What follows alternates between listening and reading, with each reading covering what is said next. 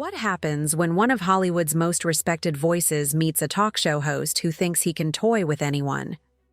Well, you're about to witness one of the most explosive confrontations in late-night television history. And trust me, it's nothing like what you'd expect from the man known for his calm, godlike presence. Morgan Freeman walked onto the Jimmy Kimmel live set that Tuesday evening expecting a routine promotional interview for his latest documentary project. The audience was buzzing with excitement, cell phones already recording, waiting for those trademark Freeman pearls of wisdom delivered in that unmistakable voice that has narrated everything from March of the Penguins to the story of God himself. But Jimmy Kimmel had other plans.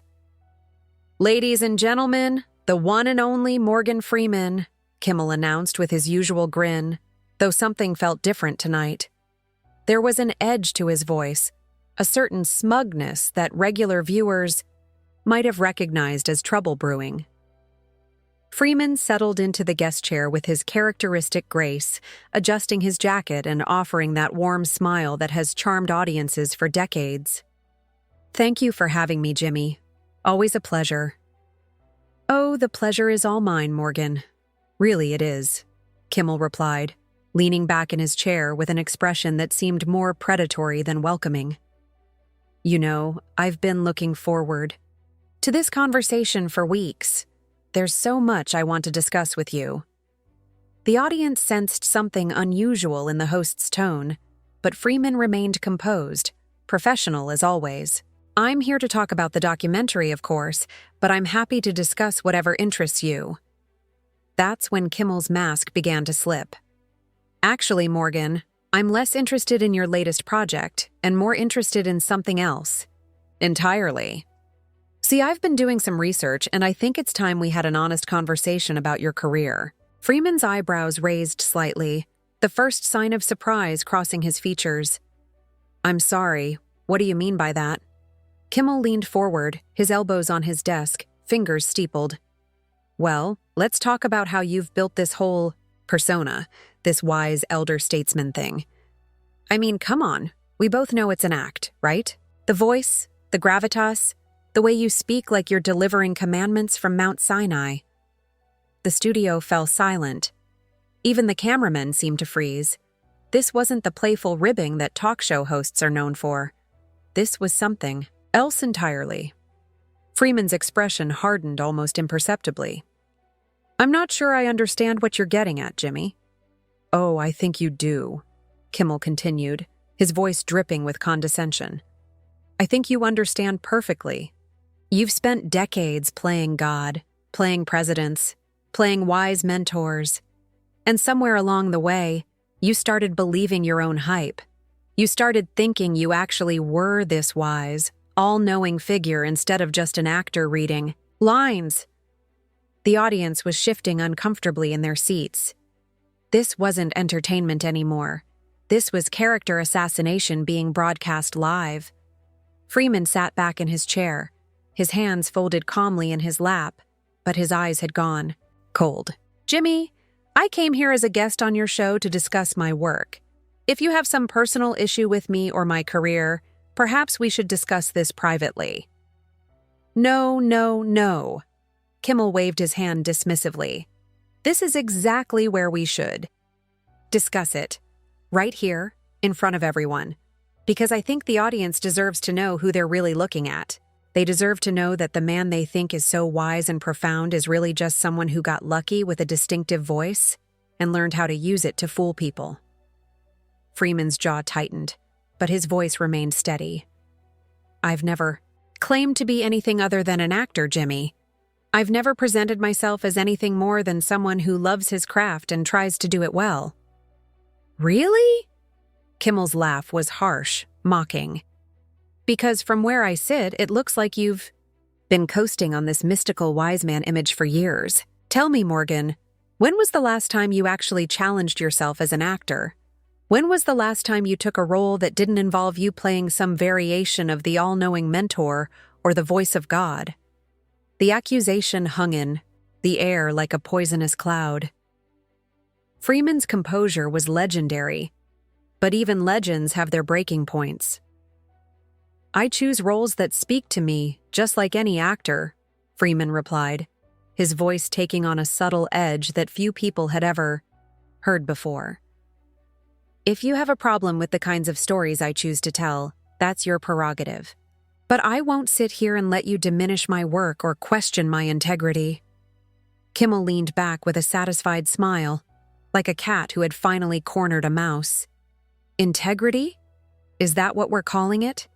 Because I call it calculated brand management. You've turned yourself into a commodity, Morgan.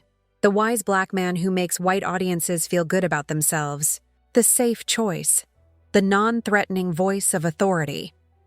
The studio was so quiet you could hear the hum of the air conditioning. Freeman's hands tightened almost imperceptibly on the arms of his chair.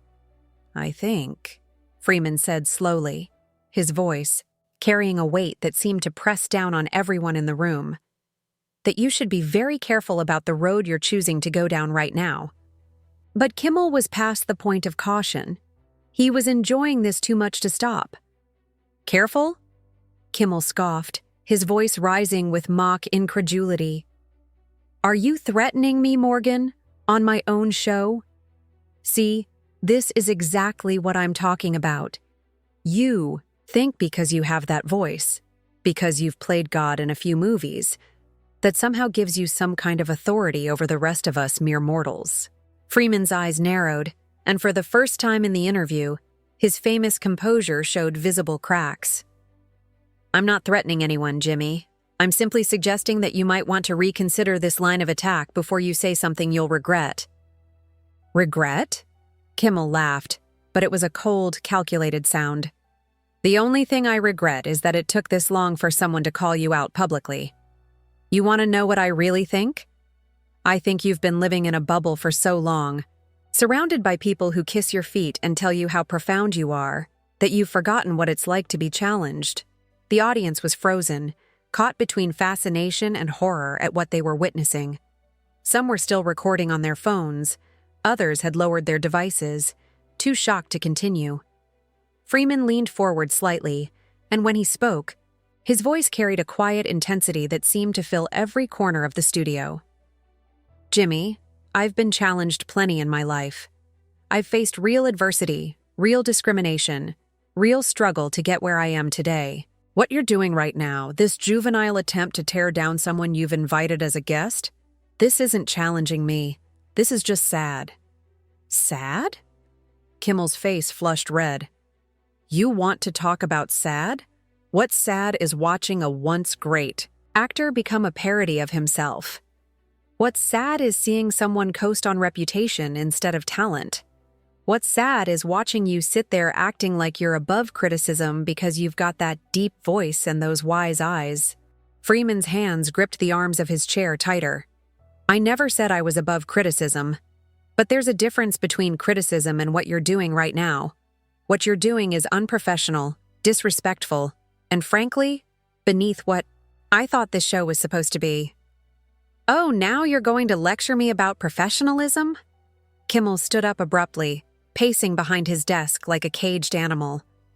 This from the man who shows up to movie sets, records his lines in that same monotone delivery he's been using for 20 years, collects his paycheck, and calls it acting? You want to talk about professionalism? Let's talk about how you've turned genuine artistry into a brand. The insult hit its mark. Freeman's jaw clenched visibly, and for a moment, the mask of calm completely slipped away. You don't know anything about my process, my preparation, or my commitment to my craft. You sit behind this desk making jokes for a living, and you think that gives you the right to judge artists who have been perfecting their craft since before you knew what a camera was. There it is, Kimmel pointed triumphantly. There's the real Morgan Freeman. Not the wise sage, not the calm narrator, but the arrogant actor who thinks he's better than everyone else because he's famous. Freeman rose from his chair, his full height imposing even in the bright studio lights. I never claimed to be better than anyone, Jimmy, but I am better than this. He gestured around the studio with obvious disgust. This cheap circus you're putting on for ratings. Ratings?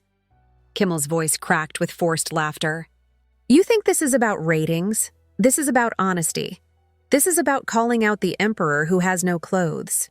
You've been skating by on mystique and reputation for years, and someone needed to finally say it. And you appointed yourself to that role? Freeman's voice was deadly quiet now, more dangerous than if he had been shouting. You, a mediocre comedian who never had the talent or the courage to do anything more challenging than read jokes off cue cards and mock his guests? The studio gasped. Even the crew members were exchanging shocked glances. No one had expected this level of venom from the usually diplomatic Freeman. Kimmel's face went white, then red again. Mediocre? Mediocre? I've been hosting this show for over 20 years. I've interviewed presidents, movie stars, musicians. I've built a career, an empire. You've built a platform for yourself to feel important by tearing down people who have actual talent. Freeman shot back, his voice rising for the first time. You hide behind humor when you want to be cruel, behind entertainment when you want to be malicious. But strip away the jokes and the audience laughter, and what are you really? Just another bitter person who resents others for achieving what he never could. The silence that followed was deafening. Even the cameras seemed to stop moving, as if the operators were too stunned to continue doing their jobs. Kimmel's hands were shaking slightly as he gripped the edge of his desk. How dare you? How dare you come on my show and insult me like that? I came on your show to be a guest, Freeman replied coldly. You're the one who decided to turn it into an ambush. You wanted honesty, Jimmy? Here's some honesty for you. You're a small man trying to make himself feel big by attacking someone he invited to be here. You're a coward hiding behind your desk and your writers and your audience. Get out, Kimmel said quietly, his voice trembling with rage. What? I said get out. Get off my stage. This interview is over. Freeman straightened his jacket calmly, but his eyes never left Kimmel's face. With pleasure. But Jimmy, before I go, let me give you one piece of advice. The next time you want to try to humiliate a guest on national television, make sure you're prepared for them to fight back. Kimmel's face was a mask of fury as he pointed toward the exit. Security! Get him out of here! But Freeman wasn't moving. He stood there, towering over the desk, looking down at Kimmel with an expression of complete disdain. You're really going to have me escorted out like some common troublemaker? After you ambushed me on your own show? You insulted me. You insulted my career. You insulted everything I've built. Kimmel spat, his voice cracking with emotion. I won't stand for it. Freeman let out a low, rumbling laugh that somehow managed to be both amused and terrifying. Jimmy, you insulted yourself the moment you decided to attack a guest instead of doing your job. I just pointed out what everyone in this room was already thinking. The audience was completely silent now, some people covering their mouths in shock, others leaning forward in their seats, unable to look away from the carnage unfolding before them. What everyone was thinking. Kimmel's voice was becoming shrill. The only thing everyone is thinking is that you're an arrogant, washed-up actor who can't handle being called out. Freeman's smile was cold as winter. Jimmy, if I'm washed up, what does that make you? A man whose biggest accomplishment is getting famous people to sit in a chair and talk to him?